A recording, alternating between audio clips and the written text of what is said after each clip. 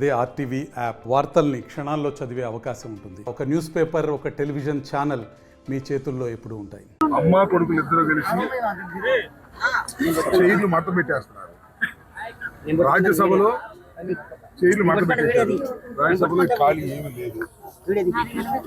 అలాగే లోకేష్ వచ్చి ఆయన చైర్లు మడత పెట్టేశాడు. ఇవాళ పాపం వారి సతీమణి ఎన్టీ రామారావు గారి కుమార్తె వచ్చి చంద్రబాబు నాయుడు గారిని రెస్ట్ తీసుకోమంటుంది. విన్నారా? ఆమె కుప్పంలో పోటీ చేయటమే కాదు, చంద్రబాబు నాయుడు గారికి రెస్ట్ ఇవ్వండి అని చెప్పి కుప్పంలో చంద్రబాబు నాయుడు గారి కుర్చీ కూడా మూసేశారు. ఇది చాలా స్పష్టమవుతున్నది. నేను ఒకటి మనవి చేస్తా. నిన్నే ఎక్కడో జగన్మోహన్ రెడ్డి గారు చంద్రబాబు నాయుడు గారిని వృద్ధుడు ముసలోడు అన్నా అంట.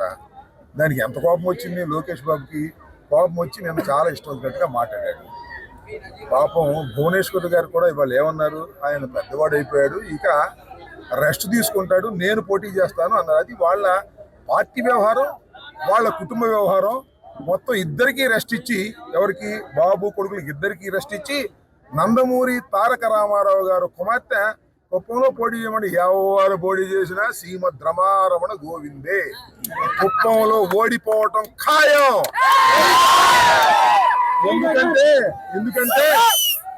ఎందుకంటే కుప్పానికి చంద్రబాబు నాయుడు గారు 35 సంవత్సరాలు అంట, 30 సంవత్సరాలు లేదు, సుదీర్ఘ కాలం శాసనసభ్యుడిగా పోటీ చేసి గెలుపొందినా కుప్పానికి నీళ్ళు ఇవ్వలేదు.